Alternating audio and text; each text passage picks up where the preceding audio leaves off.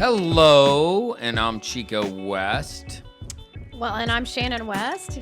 And this We are Filter show is Optional. called Filter Optional. Yes, you have trouble introing lately. Well, I was don't know wanting what to it is. change up the intro. But you How can't change come? it like midstream, like where you're like, hello. I'm not saying anything because I'm not sure how I want to change it up. So my brain was thinking faster So than my mouth. hello, this is Filter Optional. You are Chico West, I'm Shannon West, and I am the filter. And I am the no filter. Yes, and no. That's why we came up preparation with. If you want to change up the intro, That's why we came up with Filter Optional. You're going to get the option of having a filter, i.e. Shannon. Right. Or having no filter, i.e. Moa. As you listen to us talk, because we are two separate people, and I want to encourage any partners responsible for your partner's behavior, because you're not. And so I don't have to be responsible for his lack of filters and his opinions on things and his statements that he makes. I mean, if he does something that's offensive or illegal or anything, I mean, I don't go to jail with him just because I'm his spouse. Here's the crazy thing, Shannon. I think people, I just say things out, loud, that people are already thinking anyway. You could be correct about that, But most people don't actually say what they're thinking. But if somebody has a differing opinion, you can be a pit bull because you're a challenger, and we're going to talk more about that. You have when you have an opinion, you can, stick your heels in. But we did a dinner party with some friends a couple months ago, right before the snowstorm. Yes. And this buddy of mine. No, it was during. It started. It was snowed. the night of it. Yes. And we're over, and there's 5 couples, and one of the couples he's a gynecologist, and his wife is right there. Yeah, let's not say their names, okay? I'm not going to say their names, but Tyler did, who is not the gynecologist. He texted me the next day and goes, "You are so Larry David." Larry David. For those of you that don't know Larry David, he's with Curb Your Enthusiasm. I mean, he's a real guy. He wrote Seinfeld, didn't he? Yes, he was the writer of Seinfeld. And he is on his show Curb Your Enthusiasm, and friends have called Chico the Larry David of Lakewood. I can see that. You know what I mean? I mean, he can't help himself. Anytime he goes, he just foot in mouth. So but we're sitting at this particular dinner party. You want me to tell the story? Does it come off better than when you tell it, or I don't know? I don't know. I was telling the story. I was telling you can talk. I'm sitting there and this. I was going to talk about the seating arrangement. Do the seating arrangement. Our friend that did the dinner party likes to have place cards and not have you sitting right next to your husband or whatever. So I was sitting next to the husband that's a gynecologist, and Chico was sitting next to the wife. And so we're kind of across the table from each other. We aren't all like in this intimate conversation. No, but you're kind of catty corner from me. He's in front of me, and she's kind of catty corner from her husband. Yeah, and so Chico finds out that Chico knew he was a doctor, I believe, but didn't know what kind of doctor. And so when I found out he's a gynecologist, I couldn't help myself. It just was the first thought that came in my mind, and that's a problem that I have. First thought lots of times is wrong. Huge problem, yes. But I look at him and go, do you examine your wife's vagina? Well, no, it was more of a... That's what I said. You said. No, you said something like, well, yeah. So that's what I said. Do you... Yeah, whatever. I mean, okay, so... and his comeback was... perfect, because it was kind of like, oh yeah, that's the first time I've ever heard that, Yeah. And she was looking at him like, did you really just say that at a dinner party? And I'm like, I did. There he is, Larry David. And that goes He's just back about to get kicked out of the dinner party. But that goes back to you not taking on.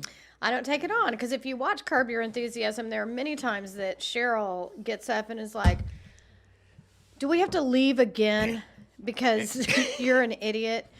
But she doesn't take on his crap. No.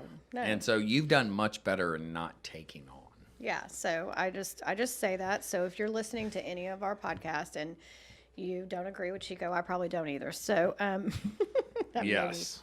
And so that's Anyway. where we are. This is Filter Optional. Yes. It is a West Media production. We actually really like this. And so we like coming up with different topics. We're going to have some guests on where, we have had guests on in the past.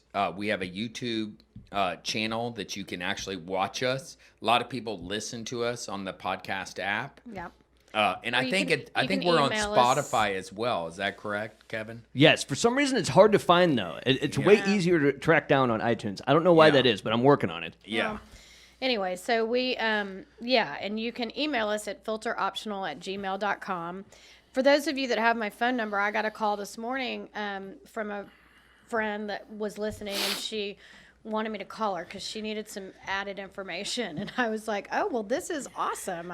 She needs some added information from one of our podcasts. But anyway, so, and we will talk about some lighthearted things, some funny things, some serious deeper, things. more serious things. And I have to say that today I approached Chico and I wanted to talk about some things that have just been on my heart and my head lately. And I like where you were going, and we kind of worked through this, and so we do have this plan, and so I little want bit you. of a plan, I yeah. want you to talk about what is today's topic So, about? so really today's topic is about the big picture of what today's topic is about is kids, students, by kids I mean, I would say 23 1 to and 23. Yeah. I mean, 1 to 23. 1 to 23. As I was just sharing with Kevin, our producer, that, everybody that was making these New Year's resolutions and everything for January 2021, like 2021 was going to be a different year. Obviously, we still just had these residual stuff going on. We've got a lot of residual stuff going on. Because of the pandemic. Well, yeah, and then, racial tension and all that stuff. We just still have so much Crap. ick going on. Yes. So I've kind of, as I try to encourage our children, one's in college and one's in high school, but they're still So, like our young children, adults. Young adults. I'm trying to move them to the summer so that the new year, quote unquote, can be kind of August or whenever school goes back in session, because we're going to be vaccinated by then. I really strongly believe that. I like that. Yeah. I really strongly believe that schools are going to be back in session in mid-August. We're going to talk a little bit about that. We are and gonna talk about that in my here. belief in that. Let's get there after. I know. Let's get I'm there. I'm throwing I a know. teaser out there. Yes, yes. Because I have He has some opinions, strong strong opinions, freaking yes. opinions. But what I want to talk about is what I've seen with that is just on my heart and on my mind is that I think as adults out there in the world, whether we have kids or not, these kids or young adults are our future. Whether you're married, single, have kids, don't have kids, whatever your situation is, these young adults are our future and they're going to be taking care of us. So, and taking care of this planet and taking care of our economy and everything else. So, I think we have got to pull our heads out of the sand. You would Quit say being something else. ostriches. Yes, quit being ostriches. Because when ostriches get scared, they shove their head into the sand. Yes, and realize that the circumstances around this pandemic are killing our kids and young adults at a faster rate than COVID ever statistically, scientifically has been proven. I mean, I can give you all the statistics on the percentage of lives that have been lost in 23 and under to COVID, to the lives that have been lost with 23 and under to suicide, opioid overdose, murder, Yeah, Yeah, murder. Murder. Kids are Yeah. killing kids. They're shooting kids. Yeah. Well, and Shannon, I think there's kids lost. I mean, we know this statistically that there's all these large school districts around the country that the kids might not be dead from opiates or suicide or violence towards each other. They're just lost. They can't find them. That's right. There's no tracking because we have these freaking schools shut down. And we used to be able to track kids by the And school. kids- Yeah, they can't find them. They literally can't find them. They are lost. Talk about Yeah. sex trafficking. I mean, children are being trafficked at a rate that we can't even see because we've all been in our own homes quarantining and haven't been out in the world. And we're thinking, how could this be happening when everybody's at home or stuck at home and everything? And it is alarming the amount of missing children, lost children, like you said. They're desperate to find a purpose, and they're too young and we're not- to figure out what to do. And so we truly are blessed because we've been, you've been a lot more active than I have, over at Woodrow Wilson, but it's an inner city school where our kids went. Yeah. Our oldest, when he was there, he dated this girl, from a very affluent neighborhood. She was shocked that a lot of the kids that Travis was in school with weren't planning on going to college. Right, that wasn't the next plan. And I say that not as a stab or a side note, is we can get so focused on our own little community that we forget a lot of things that are happening, out there in the world. Well, and when we were in, I just track with me for a Yeah. second. When we were in Florida back at the, beginning of February on a little trip, just you and I, we sat next to this couple that were from Boston, and they had a friend that had a condo there, and they were down there because, their kids were doing Zoom in Boston. So they go, hey, we're going to move down here for 6 weeks, get out of the snow. They were taking a beach day. Yeah. They wanted their kids to be outside. So kids aren't interacting with each other. They're not getting around other adults. Unless they're interacting on social media, because of course the TikTok world and everything. And if you Google the number of young adult TikTokers that have died Yes. recently, and I don't even know how they've died, but it's every day you see a headline like famous TikToker dies. I'm like, okay, well, we are in the age where you can be a famous TikToker. I do think that there are avenues for our young adults to participate in careers. I mean, like the gaming, stuff has exploded, and people are making a lot of money on gaming, and things like that.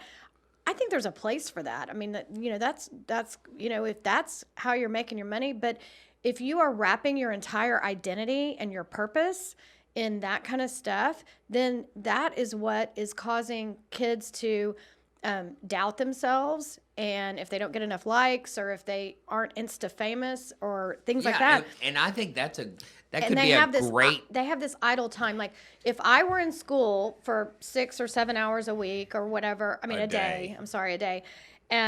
You have limited access to your phone. When you're in virtual school, your phone can be right by your computer all day, and you can get it is changing our kids' brains. I have zero scientific evidence of that. No, but you because can watch. I'm not a scientist or a doctor. You can watch the documentary "Social Dilemma," and there Well, it true, is. it is. It changes your brain, and there is scientific evidence. and then what but comes out to you. But yeah. What's happened is the kids, for now a year really haven't been in school, so it's that disruption, of routines, reduce contact with friends, then you have people concerned over getting ill, but that's different people than kids. Kids aren't really concerned with that. There might be financial turmoil in the house, but that is creating a lot of anxiety, a lot of depression. And it's like, they don't have these routines. Like our kids, our youngest is at Woodrow, but there's the Peace Pantry. You have friends that are very active in that gives out food to the kids. And for almost, a good 6 months, kids weren't at school and they weren't getting that interaction. Right. A lot of kids that in the low socioeconomic system in our country were coming to school, because they could get food. Correct. Then there was this interaction with adults, and they could have that thing. Now all of a sudden, all that shit's fucking And counselors turned and everything. upside down. Yes, agreed. And their routines are And jacked. I'm finding that I don't think it's anyone's fault, but I think we are still in a pre-pandemic mode as adults of extreme judgment. And what I mean by that is, so there is a picture floating around of a kid that was videotaped. He was caught on security camera at an elementary school, spewing a fire extinguisher everywhere and stealing some laptops and whatever. And Probably 7th, 8th, 9th grader. right, the kid on a bike. I mean, it's like, but the extreme judgment of like, this kid needs to, not my kid. I think every mom out there that's this circulating picture, they're like, thank God that's not my kid. Like, first of all, it's like you look at it and you're like, oh God, okay, it's not mine. It's not mine. But then you kind of jump into this like, well, how dare him vandalize a school and everything. And I stand by that. How dare him? Like, that is, but Inappropriate. It's wrong. My heart breaks for this child, because what got him to a point that he was so bored that he breaks into a school using a fire extinguisher, laughing about it. I think pre-pandemic, I would look at that and I'd be like, ooh, that's an evil kid. Like, there's something, really wrong with him, like, because he's laughing and destroying property and whatever. I just think that there are a lot of kids out there that just don't give a shit anymore. Like, they can't figure out what is worth their time or and they're just making impulsive bad decisions. So I don't and think this kid impulsivity is gonna goes be along a with Ted Bundy. I don't think this kid is that his name? But yeah. But here's the deal. Impulsivity is part of the DNA for kids growing up. Your impulsivity decreases. Because of their frontal lobe, right? Yes. I mean, and so it's Piaget's, development is that's what's going to happen.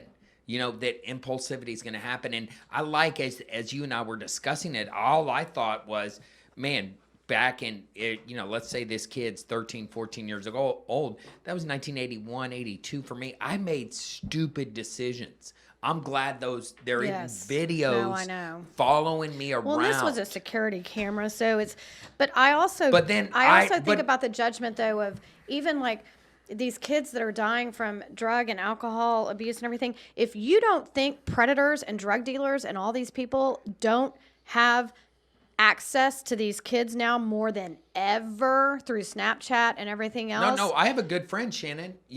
Truly my best friend. His kids, he caught them, smoking pot and stuff like that. And how they got it was through Snapchat. Delivery through fucking Snapchat. Yes. I mean, we had to work hard to go get a bag of dope. Yes, you did. Yes. Don't say we. Yeah, I mean, I did. Didn't smoke dope. Yeah. I did. I have not since the 80s. So it's been a long fucking time. But I did. Even in my generation, it was pretty hard. Yeah. But you're right. I mean, drinking alcohol, you had to work really hard. I mean, it was a lot of work. But which limits it. But people, I do think that parents are sitting in judgment thinking, my kid's at home all day and I see them like I had to cook breakfast. He went to football this morning and then he came home and I cooked him breakfast and he was getting online on his Zoom. It kind of looked like Mr. Rogers' Neighborhood in my house. Like I was like, oh, Precious. And then he's on Zoom right now, but we're over here. Right, but Precious. And we don't know what the hell he's doing. No. He might have the But he freaking might be screen. He might be ordering pot on Snapchat. I mean, Yes. they do these people, these predators know how to get to our kids, and our kids get curious. They get bored. They don't feel like they have a purpose because they're kind of like, well, and then the messages that they're getting even from administrations and teachers are things like, and I was a teacher, so I do not want to at all come off as if I'm dogging teachers because they are doing such a great job. I've had awesome conversations with Beck's teachers this year, and so I don't want to come off doing that. But what they're hearing is, well, I mean, I don't even know if they're going to require the SAT or the ACT anymore. You don't have to do that, but we still have to take the STAR test. Everybody has to get a. They got a Kona ice truck for the freshmen taking the STAR test to get them to school, to take the test and take it seriously, because the STAR results will determine how good our school is and how well our kids are doing, and then how well the teachers are doing. And it's this false, like, valuation. I hate the STAR test. It needs to be gone. I'm sure teachers But would getting love back it to teachers, this is yeah. I gotta I know. segue on this a little bit. Okay. I think there's a lot of great teachers. Now hear me. I'm gonna repeat myself twice so the freaking audience doesn't get all bent out of shape. But teacher unions suck. Yes. You know, that is my opinion. But teachers unions, I mean, we think about Teamsters and Jimmy Hoffa and, how the mob was connected with that. I think the teachers unions are the most powerful unions in our country. They are dictating, when kids are coming back to school and going to school. And yet I think there's a lot of teachers that want to teach. And don't you think they're fearful of the unions? I mean, Oh like, my goodness. That's can't- where I was going is Okay. these, the union bosses, they have them by their balls. And so they have to go with the union because they're afraid if they don't go with the union, it's just so fear driven. And these damn union bosses are really seeing what they can get out of it. They're not concerned about our kids and where this next generation is, from my perspective. Okay, I would agree with that the decisions that are being made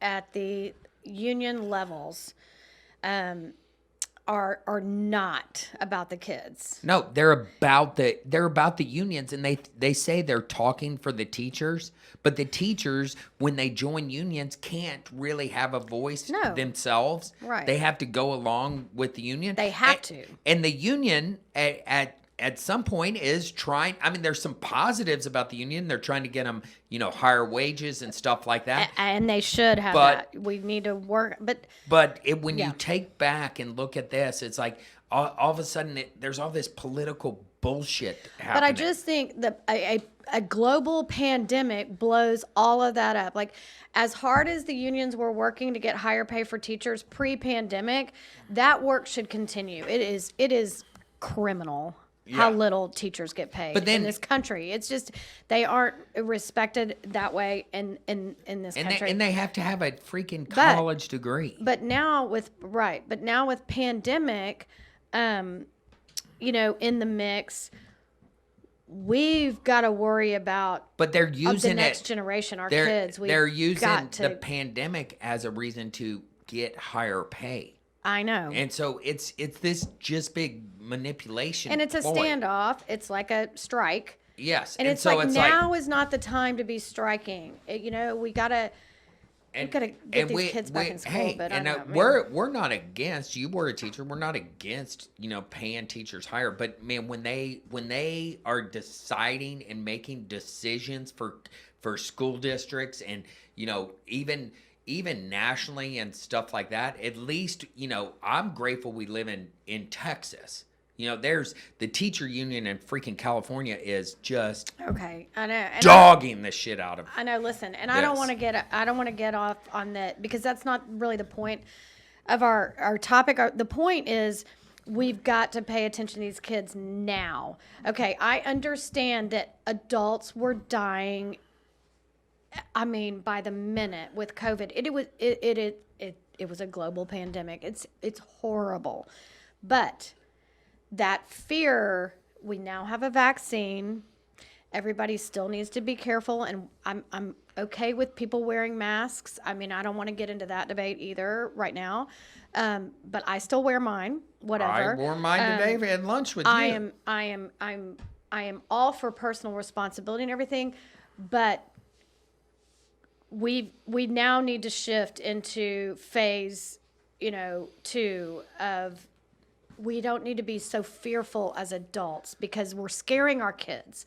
They That is feed off of creating it. that anxiety, that depression. I think suicidal ideation. Yes. I think getting trapped on their. They don't see any phone. hope. If we don't see any hope, if we're like, we're never, going back to normal. We're never going. They hear that, they see that, and if we don't feel any hope in the future, then they certainly aren't, and then they just get in a spiral of whatever, and then they might experiment with alcohol and drugs. They might get And a right hold now, of a gun. the drugs, They might. I yeah. mean, And they're impulsive anyway. And so there's Percocet on the street right now that has fentanyl in it. Yes. That is killing people. Percocet, pharmaceutical grade Percocet that your doctor gives you is a painkiller. But when you add freaking fentanyl, it's a death sentence. Yes.